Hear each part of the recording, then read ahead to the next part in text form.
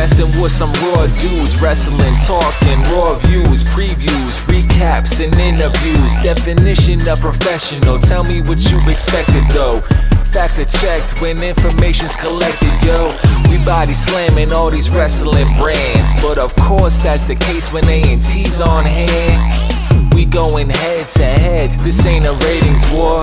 Now's your chance to chat with Steven, what you waiting for? Welcome everyone to another episode of Raw Views. My name is Steven, and doesn't this sound so much better for those who have been listening since day one? Much more clear for you, for your ears, and my show. Today we are talking CM Punk, and I am calling this the race for CM Punk. I believe that in 2021 we will finally see the return of CM Punk, and I believe it's a two-horse race, and it's all about who's going to get to him first. Let's break down everything a little bit. CM Punk left WWE back in 2014, went on a hiatus, did some acting, some MMA, and then he came back. November of 2019, he signed his FS1 deal. And that was a big deal because a lot of people thought that that might be a way for him to get back in the door. Maybe that WWE would find a way to bring him back with this. But months before then, he appeared on StarCast. And he talked a lot about WWE. He's talked a lot about AEW. He's been linked to two companies, AEW, WWE. Supposedly, AEW sent him some text message offers that he did not appreciate so much and felt like they didn't really treat him as big enough of a deal. So therefore, he never decided to show up on their programming.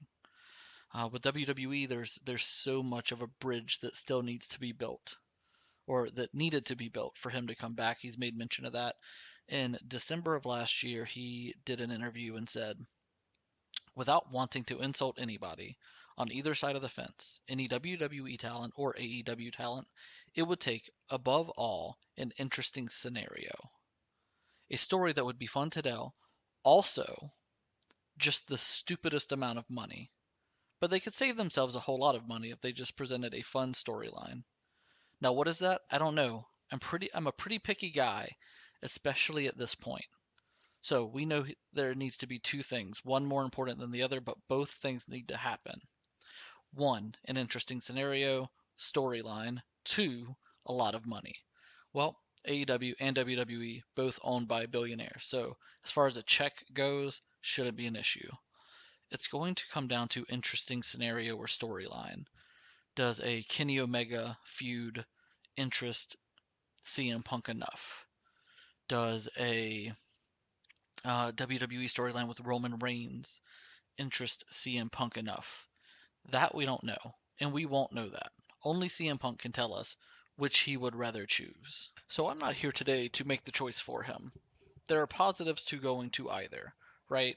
Let me point those out really quickly before we begin. The positive to going to AEW is helping bring up a company, a true alternative to WWE, another place for talent to go, and to give them even more credibility than they already have. CM Punk joining AEW would lift the entire profile of the company because he's a guy that's been gone a long time, and he would have chosen at 42 years old to come to them instead of WWE. It would be huge. It would probably be their biggest signing to date if they were able to sign CM Punk to even a one-off feud. If he were to choose to go to AEW over WWE, it would, I think it would open up a door for a lot of older talents to say, and not old talents, not 50 plus, but those in the twilight years of their career, their prime career. It would open up a door and say, hey, look, Punk did it. Why not me? It went well for him. Why not me? Now, AEW would have to deliver on that, and we're assuming here that they would, right? But it would bring up the profile. It would help them with television. It would help them with pay-per-view buys. It would be a win for them across the board. Now, how would it help WWE? Honestly, it would mend a bridge that many felt could never be mended, right? It would bring back some fans that might have left with CM Punk. It would give a spark that we probably haven't seen brought to WWE in some time as far as a return goes. I mean, Edge has been big. I think Punk would be even bigger than Edge at this point because he's been gone for so long.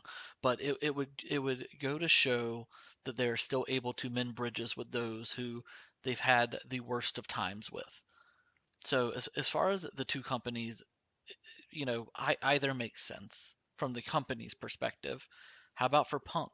Why would he want to go to either? Well, he could be the guy that helps AEW take another step up, right? He'll always be known as that guy. If he went and helped them get even bigger, he would be known as the guy that helped them take the next step, much like Jericho before him. And if he went back to WWE, it's a way to conclude his story the way he wants to. And probably the biggest promotion he's ever worked for, a company that he had such ups and downs with, he would be able to go out his way. And, in both scenarios, he would make a lot of money in the process. So let's take a look also why he would want to sign with either. Right? With AEW, there's a lot more talents he hasn't worked with because a lot of those talents in AEW that's being featured were elsewhere while he was in WWE, right? The Kenny Omegas of the world on a big stage. Um, he's already fought Moxley though. I'm almost certain he's fought Cody at some point in WWE. My guess would be Omega. Omega's the guy. If he really wants that match, it would have to be with Omega. With WWE, there's a few things, right? There's Paul Heyman, the guy he probably respects more than anyone else in the business. And I don't think it would be far fetched of him to ask or happen that Heyman books his stuff, right? He could tell a great pickup story with Daniel Bryan, Roman Reigns, Triple H, Seth Rollins. There's so many guys he could choose. AJ Styles. There's so many guys he could choose to work with. But again, it's going to be about the storyline and it's going to be about what he wants, right? There's plenty of names, but he's gonna have to be presented with the right thing. If you're WWE, you have Heyman probably involved in all of those talks, and you say to him, we're gonna let this guy book you. So I think that's where WWE may have the upper hand. I'm assuming both would pay him an obscene amount of money, but I think the Paul Heyman factor could help WWE. But let's get to why I'm calling this the race to CM Punk. Why is it so important to be the first one to get him, to win this race to get him? Punk is 42 years old. He has been away from WWE, at least for our knowledge. He has not wrestled in a ring since January of 2014. That is over 7 years ago for one of the biggest names in the history of wrestling. He's been gone. And every year, something pops up, and we all begin to speculate and wonder, is he coming back? And that's huge. That is a powerful draw. That over 7 years later, we're still wondering. People are still doing shows like this, writing articles, wondering. Daniel Bryan on Talking Smack happened to name drop him, say that he is going to regain the phrase that he had before CM Punk had it, the best in the world. And that's big. That's big that you can be such a name, you can be such a draw, and be away for so long that people are just clamoring to have you back at every chance. Every time, he shows up on backstage and immediately it's, okay, WWE's bringing him in. I'm so excited. Or he's going to be on StarCast. Oh my goodness, he's going to go to AEW. It's in Chicago. I'm going to be so excited. And with that comes a lot of intrigue in the fans, but it means a lot of money for the pockets of either AEW or WWE. Right? A lot of merch is going to be sold. Bad Bunny levels of merch will be sold. He will sell out T-shirts very quickly with either promotion.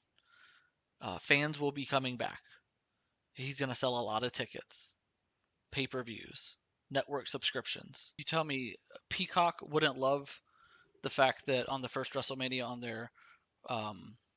their network to have a major return like CM Punk. SmackDown wouldn't do a huge number on Fox if CM Punk didn't show up on that show. It would be massive. Same with Dynamite. Dynamite would do well over 1 million viewers if he went there. So why? Why is it so important to get there first? And I'll tell you why. Because the moment he shows up, and the moment he has his biggest feud, and the moment he has his biggest match, it's going to peak. The interest in CM Punk is going to peak because you have 7 years. You have 7 years of interest in wanting to see him back, and then you are finally going to see him back. He's going to be on a big stage. He's going to be in a big match. And from that moment on, the likelihood is it will either plateau and then start to drop off, or it will begin slowly dropping off. That is intrigue. The reason why is because you have 7 years of interest, and when you finally get it, you're gonna peak. Your excitement level is just going to go through the moon, and then nothing's going to be able to top that. Nothing is going to get you back to that excitement level because it's been so long, and you finally got that match, that guy back in the ring. So it's going to peak.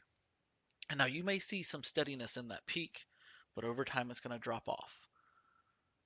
So the reason it's so important for AEW or WWE to get to him first, to sign him first, to be the first one to provide that feud for him, is because once you get that match and that big feud, everything on the backside is going to drop just a little bit. And if you're CM Punk, you probably know this, right? And I'm not saying that he probably still has 5 years. If he takes care of himself and he does get a part-time gig, he could probably wrestle for another 5 to 7 years easily. So he can get paid, right? But I'm talking about its excitement level, true peak. Boom, that initial. Then we'll have some carryover to the initial, and then a slow, gradual decline off the backside. That's likely, right? I'm not saying that's going to be the case. You could see multiple peaks, I guess. I don't see it from a logical standpoint on how you could ever recapture that 7 year hiatus return match, big draw money match peak. I don't think you'll ever get to it. So that's why it's a race. That's why both companies want to get there. He will sell more merch just off of his name in that first time you see him in a short in that time window than he will ever again in that same kind of time window. So if you're WWE, you want to sign him probably for 3 to 5 years, right? At X money over X amount of dates. He's not coming back full time. I would be very surprised if he came back full time, but X amount of money, an obscene amount of the stupidest amount of money, as he would say, plus X amount of dates, right? The Lesnar deal, essentially, boom. You get your big peak moment, and then you start dropping off, and then at the end of that 3 years, if he does leave and does go somewhere else, well, you got him for his peak return years. So that 3 year window, you got him for that peak those peak years. Same with AEW, right? The last thing you want to do is for him to go to WWE, get those 3 peak years, and now he goes to AEW. The excitement level just isn't the same. So if you get him first, WWE's on the other side. You get those peak years at a time where you're looking to grow exponentially, and boom, you bring a lot of eyeballs. You get a lot of growth from this. And if you're WWE, you would much rather have that excitement level than a competitor, right? Because anybody who's on television is a competitor with them.